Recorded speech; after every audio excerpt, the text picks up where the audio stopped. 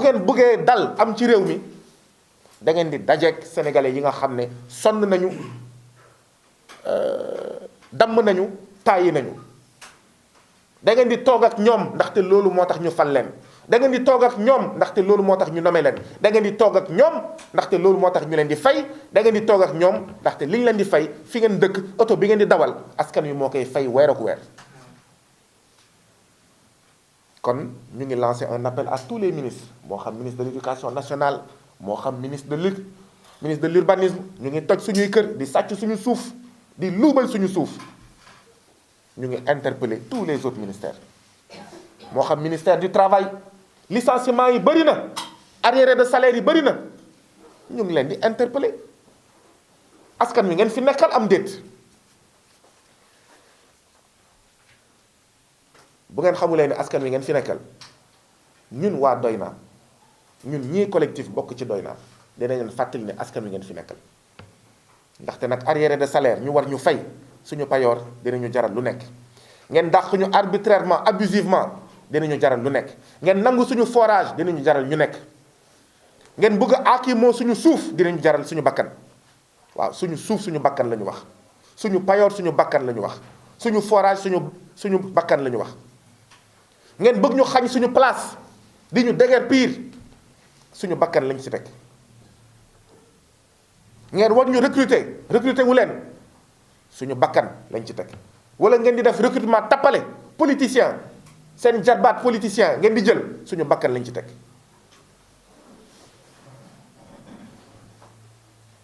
ngeen war ñu jox suñu kër suñu bakkan lañ ci teg tey nag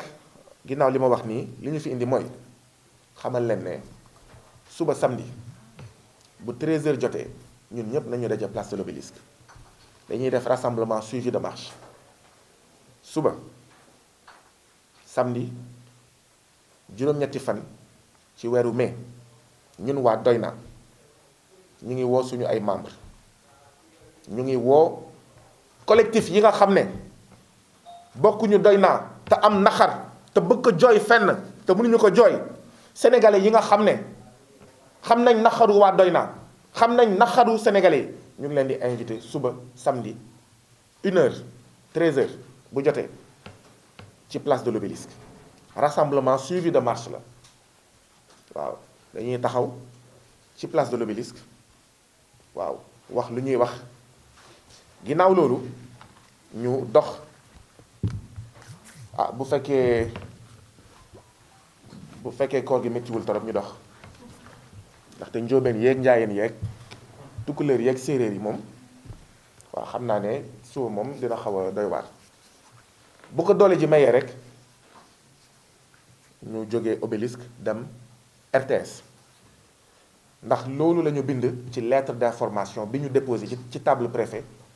talaata bi passé maanaam mardi la ñu déposé ci table préfet benn lettre pour xamal ko ne samedi 8 mai de 13h à 16h dañuy def benn rassemblement suivi d'une marche ñun waa Doyna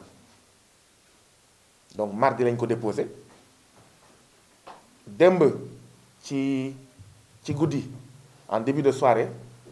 la ñu police 4e maanaam police Médina ndaxte mooy couvrir zone boobu la ñu woo pour enquête de routine suñu ndaw Adama Diatta dem na commissariat pour def enquête de routine bi est-ce que dañ koy autoriser ou pas pour ñun il n'y a aucune raison pour que ñu interdire ko couvre-feu amutu fi état d'urgence amutu fi Obélisque RTS la du guddi bëccëg la 13h à 16h manifestation pacifique la nag waaw amul sànni xeer amul xëpp suuf amul saaga amul dara manifestation bi rek li ko waral mooy dañoo am suñu mbokk yiy liggéey société bu ñuy woowee Eiffage Marine mu ngi nekk port ay ouvrier lañu ñaari weer ñetti weer ngi ñu ngi xeex ñu ñëw jokkoo ak ñun ouvrier Eiffage Marine ndaxte Eiffage Marine li fa nekk du dëgg du yoon ouvrier yi bu ñuy signé foofu balaa ñoo commencé liggéey dañ leen waxoon ne 8 heures de travail par jour la ça fait combien 3 ans. de 2019. Voilà 2 ans ñaari at a ngi ñu ngi fay liggéey bés bu nekk 12 heures de temps la ñuy liggéey depuis 2019 ngeen jéggal ma depuis 2019 bés bu nekk fukki waxtu ak ñaar la ñuy liggéey te juróom-ñetti waxtu journée de travail la ñu xaatimoon mais garaawul de loolu du problème bi mooy depuis 2019 ñeenti waxtu yi tegu ci juróom-ñetti waxtu yi kenn mësu leen ko fay.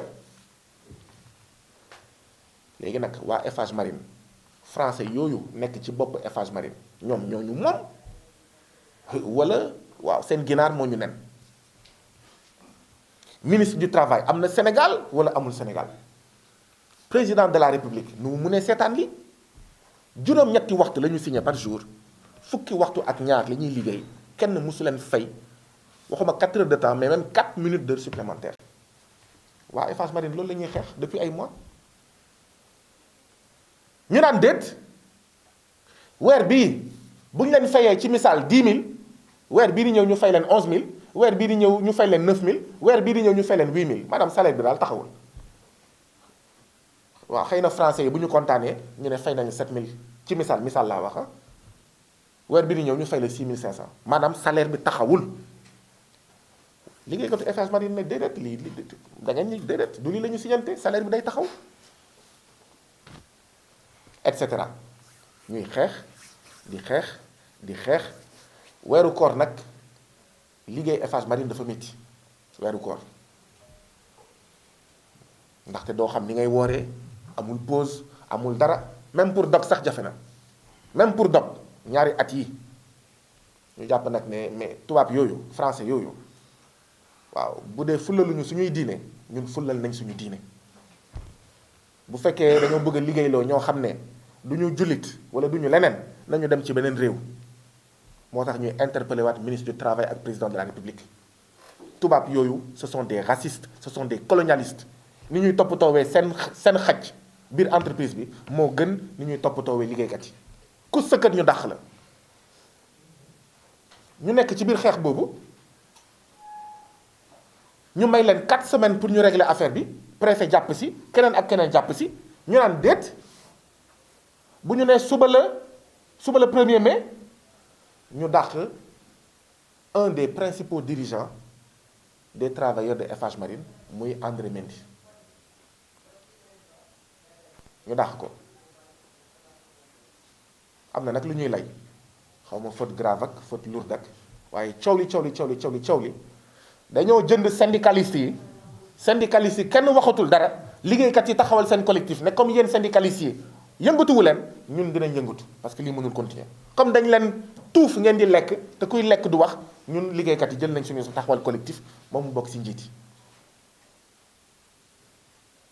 waaw lenn rek moo tax ñu dàq ko mooy xeex bi da leen tiital lenn rek moo tax ñu dàq ko mooy pour tiital yeneen liggéeykat yi ne leen bu ngeen sëkkatee li dal André Mendy moom mooy di dal donc licenciement arbitraire licenciement abusif inacceptable waaw suñu mbokk yi nag ne dañuy marche dañuy manifester ndaxte tous les travailleurs de Eiffage Marine sont en danger sont en sursis waaye tous les travailleurs du Sénégal sont en danger sont en sursis ñun comme dañuy liggéey ak ñoom ñu ne waaw nañu manifester waaye manifestation bi bu mu nekk rek manifestation waa Eiffage Marine na nekk manifestation waa Thiénaba ñi nga xam ne